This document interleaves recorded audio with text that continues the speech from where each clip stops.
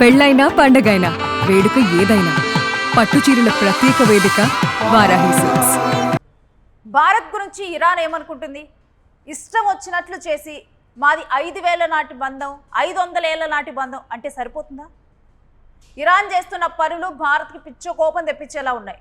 Hormuz వద్ద భారత చమురు నౌక దిగ్బంధం జరిగింది. మరలా మొన్నటికి మొన్న ఇండియా నౌకలు వెళ్ళిపోవచ్చు క్లియర్గా అని చెప్పారు. యుద్ధం స్టార్ట్ అయిన దగ్గర నుంచి అసలు మేము ఇండియాకి ఎలాంటి ఆంక్షలు విధించట్లేదు అన్నారు. సర్లే కదా అని చెప్పి అసలు సీజ్ ఫైర్ జరిగిన తర్వాత వస్తున్నటువంటి నౌకల్ని ఉండట్టుండి 2 నౌకల్ని బాబు మేము వెనక్కి వెళ్ళిపోతాంరా అని చెబుతున్నా కానీ వినకుండా ఫైర్ చేశారు. కానీ అదృష్టవశాత్తు అందులో ఉన్నటువంటి మన భారతీయులకు కానీ వాటికి కానీ ఏ నష్టమూ జరగలేదు. దీని మీద వివరణ కోరటం జరిగింది. ఆ తరువాత ఇరాన్ మంత్రిత్వ శాఖ నుంచి కూడా ఒక వ్యక్తి బయటకు వచ్చి అంటే ఇండియాతో మాకున్నటువంటి బంధం 5,000 నాటి బంధం, ఈ దాడి గురించి ఇంకా తెలియదు, కాకపోతే మా మధ్య బంధం అయితే చెడిపోలేదని చెప్పారు. మరి ఇప్పుడు చేస్తున్నది ఏంటి? ఆల్రెడీ ఒకసారి జరిగిన తర్వాత మరలా భారత నౌకని ఎందుకు దిగ్బంధించారు? ఏ ఆటలుగా ఉందా ఇరాన్కి భారత్ అంటే? ఇప్పుడు ఇరాన్ సైనిక దళాలు మరొకసారి భారత నౌకను అడ్డుకున్నాయి. దుబాయ్ నుంచి గుజరాత్ వస్తూ ఉండగా ఈ ఘటన జరిగింది. సముద్ర నిబంధనల ఉల్లంఘన పేరుతో చర్యలు తీసుకుంది. నౌకను తమ తీరానికి తరలించింది ఇరాన్. ఆందోళనలో భారత నౌకాయాన రంగం ఉంది. ఇక భారత విదేశాంగ శాఖ రంగంలోకి దిగింది. ఇరాన్ దౌత్యవేత్తలతో భారత అధికారులు చర్చలు జరుపుతున్నారు. ఇక 4 రోజుల క్రితం 2 భారత నౌకలపై ఇరాన్ దాడులు చేసినటువంటి సంగతి మనందరికీ తెలిసిందే. ఇక ఈ దాడుల మీద తీవ్ర ఆగ్రహం వ్యక్తం చేస్తూ ఉంది కేంద్రం. ఇక తాజాగా భారత నౌకను అడ్డుకోవడంపై కేంద్రం సీరియస్ అవుతుంది. ఇరాన్ హై కమిషనర్కు కేంద్రం సమన్లు ఇచ్చింది. వరుస ఘటనలపై వివరణ ఇవ్వాలంటూ ఆదేశాలు ఇచ్చింది. ఇక ఈ రకంగా కూడా భారత్ విషయంలో వరుసగా కూడా ఇరాన్ ఈ రకమైన వైఖరి, ఒకవైపు మేము కలిసి ఉన్నాము ఫ్రెండ్షిప్ అంటూనే మరొక వైపు ఇండియా నౌకల మీద ఎందుకు ఇరాన్ ఈ రకమైన చర్యలు తీసుకుంటుంది? ఎటువంటి అంటే అక్కడ ఉన్నటువంటి నిబంధనలు ఏం ఉల్లంఘించింది? భారత నౌకల్ని వెళ్ళిపోవచ్చు అని చెప్పారు, మరి ఏం ఉల్లంఘన చేసింది? ఈ అంశం గురించినటువంటి డీటెయిల్స్ మా ప్రతినిధి వెంకట్ అడిగి తెలుసుకుందాం. ఎస్ వెంకట్, ఇరాన్ చేస్తున్నటువంటి చర్యలు భారత్ కి కోపం తెప్పించేలా ఉన్నాయి, అసలు ఏంటి? ఎస్ రేణు, ఈ ఘటనకి సంబంధించి అంటే మనం అరేబియా సముద్రంలో కానీ లేదంటే ఎర్ర సముద్రంలో కానీ ఏదైతే ఇప్పుడు నెలకొన్నటువంటి పరిస్థితి ఉందో దీనికి సంబంధించి ఎవరిని కూడా సమర్థించలేనటువంటి పరిస్థితి, ఎవరిని కూడా విమర్శించలేనటువంటి పరిస్థితి నెలకొంది. దీనికి ప్రధాన కారణం అక్కడ అమెరికా అనుసరిస్తున్న ఇక్కడ మెయిన్ విలన్ అంటే ఈ అమెరికా చేష్టల కారణంగానే ఇరాన్ చర్యలు కానీ లేదంటే ఇరాన్ కూడా కొంత ఈ హార్మోజ్ జలసంధి విషయంలో కానీ వీటన్నిటికీ సంబంధించి ఎప్పుడైతే వాళ్ళ మీద దాడి జరిగిందో ఆ తర్వాత నుంచి కూడా వీళ్ళు కొంత కఠినంగా వ్యవహరించడం, దీనివల్ల అటు అంతర్జాతీయంగా కూడా నౌకలకు ఇబ్బందికరమైనటువంటి పరిస్థితిని క్రియేట్ చేయడం అనేది జరుగుతూ వస్తుంది. ఇక తాజా పరిణామం కూడా ఇదే కోవలోకి వస్తుందని చెప్పుకోవచ్చు. అటు బ్రిటన్ కి చెందినటువంటి 2 నౌకలను కూడా అడ్డుకున్నారు. అదేవిధంగా అటు అంటే మన వాళ్ళు ఏఏఎస్ కోడ్, ఆటోమేటిక్ కోడ్ ఒకటి ఉంటుంది, ఏఏఎస్ కోడ్ అని ఉంటుంది, దాన్ని కూడా అంటే ఆపివేసి వెళ్తున్న క్రమంలో కూడా ఇటువంటి చర్యలు అయితే జరుగుతున్నటువంటి పరిస్థితి ఉంది. అయితే దీనికి సంబంధించి ఇటు కేంద్ర ప్రభుత్వం కూడా కొంత ఆగ్రహం వ్యక్తం చేస్తోంది.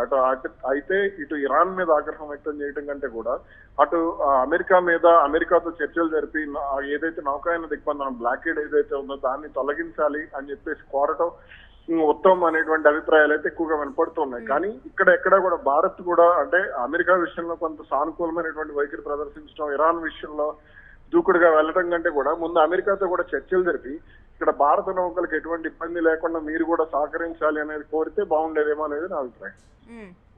అయితే వెంకట్, కానీ ఇరాన్ ఎందుకు ద్వంద్వ వైఖరిని ప్రదర్శిస్తోంది? ఒకవైపు మొన్న జరిగినటువంటి నౌకల మీద దాడి విషయంలో భారత్ తో మాకు 5,000 ఏళ్ల నాటి బంధం అంటూ చెప్పింది. అవును, అయితే ఇక్కడ ఇరాన్ వైఖరికి సంబంధించి మనం మాట్లాడుకుంటే వాళ్ళు ఎప్పుడైతే ఫిబ్రవరి 28 తర్వాత దాడులు జరిగినాయో ఆ తర్వాత నుంచి కూడా భారత్ తో కొంత సన్నిహితంగానే మెలిగినటువంటి పరిస్థితి ఉంది. అయితే ఆ తర్వాత నుంచి చోటు చేసుకున్నటువంటి పరిణామాలు ఏదైతే ఉన్నాయో ముఖ్యంగా ఇక్కడ అమెరికా ఎప్పుడైతే ఇక్కడ హార్మోజ్ జలసంధిని మూసివేయడానికి వ్యతిరేకంగా వాళ్ళు కఠినంగా వ్యవహరించి అక్కడ నిర్ణయం తీసుకున్నారో ఆ తర్వాత నుంచి కూడా ఇరాన్ ఇట్లా అంటే మేము హార్మోజ్ జలసంధి గుండా కొన్ని నౌకలు వెళ్ళొచ్చు అనేది కొన్ని చైనా నౌకలను అనుమతించడం, మిగిలిన నౌకలను ఆపేయటం, ఇటువంటి కొంత ఈ డబుల్ గేమ్ ఆడుతుంది అనేటువంటి అభిప్రాయాలు ఉన్నాయి. చైనాకి సంబంధించినటువంటి నౌకలు వెళ్తూనే ఉన్నాయి. ఇటీవల చైనా కూడా కొంత చమురును కూడా వాళ్ళు అంటే స్పూఫింగ్ పద్ధతిలో వాళ్ళు పంపించారు అనేది కూడా ఇక్కడ వినపడుతున్నటువంటి మాట. మరి దీనికి సంబంధించి ఇరాన్ ఏం చెప్తుంది? అయితే నిన్న కూడా ఇరాన్ రాయబారి ఎవరైతే ఉన్నారో ఆయన కూడా మాట్లాడుతూ హై కమిషనర్ దీనికి సంబంధించి కొంత క్లారిటీ ఇచ్చేటువంటి ప్రయత్నం చేశారు. ఈ నౌకలకు సంబంధించి అంటే మేము సురక్షిత మార్గాన్ని కల్పించేటువంటి ప్రయత్నం చేస్తున్నాం, పరిస్థితులు త్వరలోనే చక్కబడేటువంటి అవకాశం ఉందన్నారు. ఇంతలోనే ఈ పరిణామం చోటు చేసుకుంది.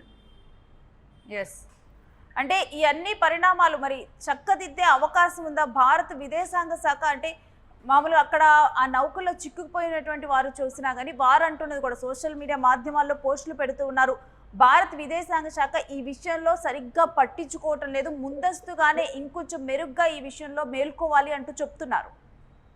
ఎస్, అయితే దీనికి సంబంధించి భారత విదేశాంగ శాఖ ఇప్పటికే అక్కడ ఇరాన్ తో సంప్రదింపులు జరుపుతోంది. ఇరాన్ విదేశాంగ శాఖతో కూడా అబ్బాస్ అరగ్చీతో కూడా మన కేంద్ర మంత్రి జయశంకర్ మాట్లాడేటువంటి ప్రయత్నం చేస్తున్నారు. అయితే ఇక్కడ కొంత ఈ ప్రస్తుతానికి కాల్పుల విరమణ ఒప్పందాన్ని మళ్ళీ పొడిగించారు కాబట్టి ఇక్కడ ఆ బ్లాకేడ్ కి సంబంధించి ఏదైతే క్లారిటీ వస్తుందో ఆ తర్వాత నుంచి పరిస్థితులు కొంత సద్దుమణిగేటువంటి అవకాశాలు అయితే కనపడుతున్నాయి. Right Venkat, stay with us, మీ దగ్గర నుంచి మళ్ళీ డీటెయిల్స్ తీసుకుంటాం.